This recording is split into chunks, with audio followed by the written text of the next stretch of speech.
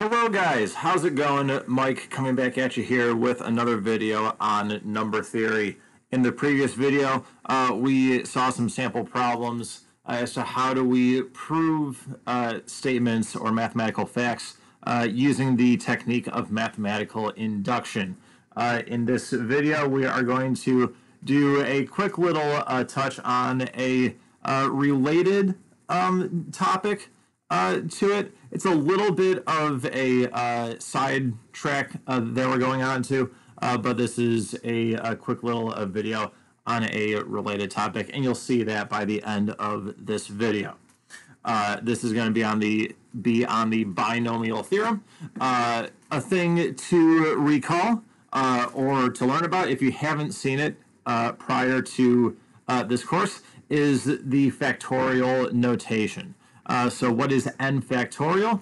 N factorial is the product of all positive whole numbers less than or equal to n. So it's n times n minus 1 times n minus 2 times 3 times 2 times 1. And we only do factorials with positive whole numbers. We're never talking about the factorial of a negative whole number, a fraction, an irrational number. It's always positive whole numbers that we're using with factorials. The one exception to that is 0. We do have 0 factorial, and this seems like it wouldn't make sense. How can 0 factorial be something? But nonetheless, 0 factorial is something, and that result is actually that 0 factorial is equal to 1. It's really really quite an odd thing. There are videos out there on YouTube that can go into why 0 factorial is equal to 1. So I suggest you go and check those out. But these factorials get used in combinations. If you have taken any course on probability, you've probably heard of combinations. Those are things where you have a certain number of possible objects. Say you have k possible objects to choose from, and you have to choose a set of m things from that whole set of k objects, but we don't care about the order in which those things are placed. So they're combinations, but for our purposes, they're also the binomial coefficients. And what do these things look like? Inside of parentheses, you have n and then k. So n choose k. And mathematically, as a formula, this is n factorial over k factorial times n minus k factorial, where k is greater than or equal to 0, and k is also less than or equal to n. So just as a quick sample here, if I talk about the binomial coefficient or the combination 7 choose 4, I have a set of 7 things, and I'm going to choose 4 of them, but I don't care about the order in which I put these things. So this is equal to, by this formula, 7 factorial divided by 4 factorial times 7 minus 4 factorial, or 3 factorial. And if you calculate each of these things and then you take the quotient, you find that this thing is equal to 35. So that's just a quick calculation just to show you how this formula gets used. We have a couple interesting results which you may want to note. First one is that n choose 0 is always the same as n choose n, and those things are always equal to 1. No matter what your n value is, n choose 0 and n choose n are going to be the same, and those are equal to 1. Another interesting result is that n choose k is equal to n choose n minus k. So there's a symmetry kind of a thing working on, or working here when we talk about the binomial coefficients. So an example here of what I'm talking about, if I had 10 choose 3, say, so n is 10, k is 3, what this result here says that 10 choose 3 is equal to 10 choose 10 minus 3, or 10 choose 7. So once you find a certain number of the binomial coefficients, you then can find the rest of them. Now, very, very much related to these combinations or these binomial coefficients is Pascal's triangle. I'm sure that we have all seen this at some point. Maybe for some of us it was several years back. Maybe for some of us it was a bit more recently. But the triangle itself should look pretty familiar.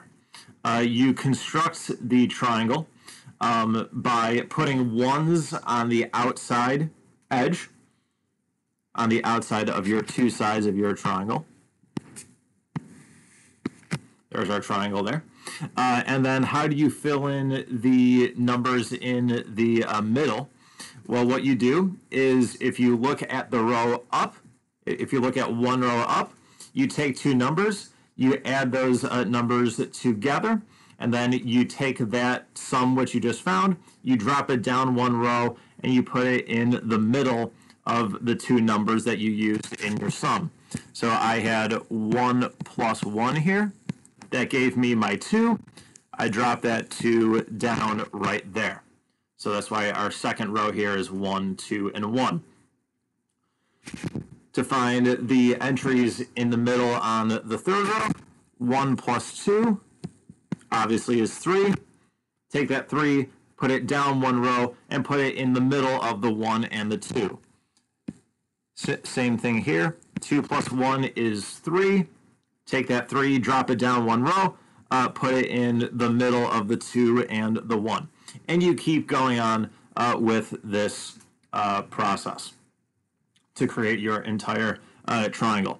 And you'll see that I labeled some of these rows here.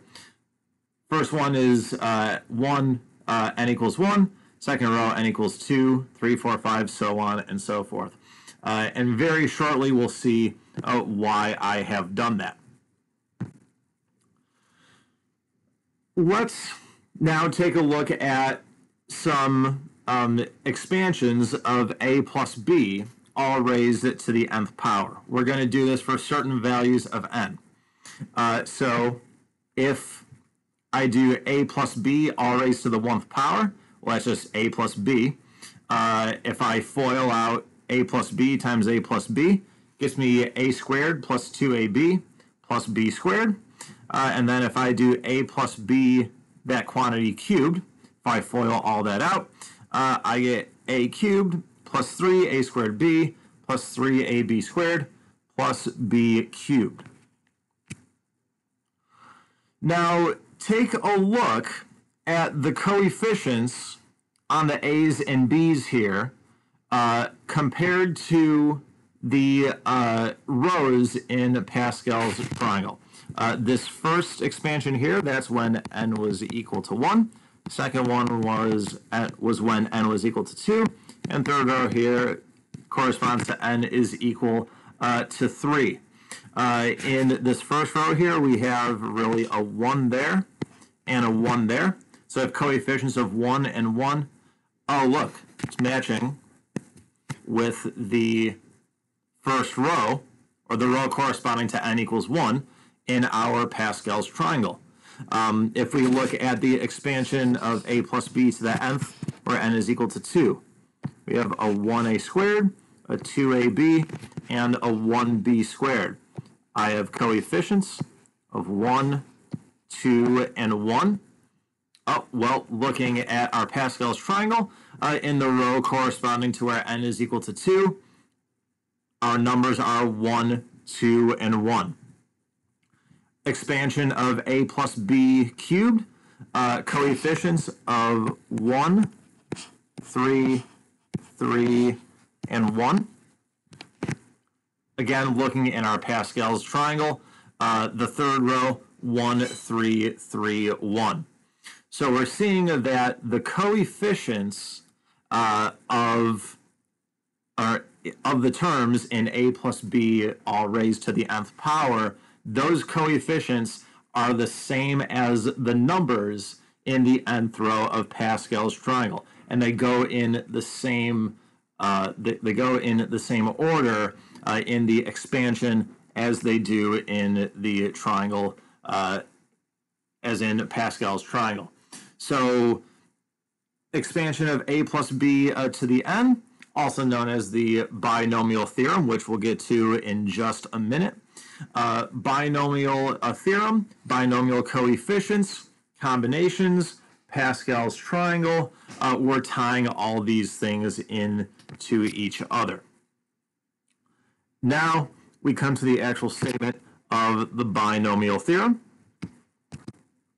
And this says that a plus b, all raised to the nth power, is equal to n choose 0 times a to the nth times b to the 0, plus n choose 1 times a to the n minus 1 times b to the 1, plus n choose 2 times a to the times a to the n minus 2 times b squared, plus n choose n times a to the 0 times b to the nth power. So as we go into our next term in this sum, we're removing one power of a, and we're adding that power onto b. And our binomial coefficient, the top number is always n, and the bottom number always increases by 1. Now we can take all this and we can write it in a nice closed form using sigma notation. It's the sum, as k goes from 0 to n, of n choose k times a to the n minus k times b raised to the power k. So this is the nice closed form way that we can write this theorem. And okay, this is a theorem, but if we want to know for sure that this is true, we would have to prove it. How can we prove the binomial theorem? The proof of this theorem can actually be done by using mathematical induction on our n value. It would get a little bit complicated because you're trying to keep straight what letter you're trying to do the mathematical induction on, as opposed to the other k that we have showing up inside of this sum. But if you keep things straight, you can actually see that this theorem is indeed true. You can go through that same three-step process of show that this is true for when n is equal to 1, show that that's true, then assume a hypothesis, assume that this formula is true for some arbitrary positive whole number. There's k showing up in here, so maybe use some other letter like m or p or r, whatever, and then show that this theorem, this fact, holds for when our n value is, say, m plus 1 or r plus 1 or whatever letter you have chosen. So this is just a quick little sidetrack into a semi-related thing, but it's a nice little side road to go down just to see how we connect some proof techniques, mathematical induction, with a fairly common a fairly common theorem that's out there that we do work with a lot of the time. It's not obvious necessarily that we work with it, and just getting to tie things in is always very nice in the world of mathematics. If you have any questions or comments, be sure to drop them in the comment section below. Otherwise, until the next video, take it easy, folks.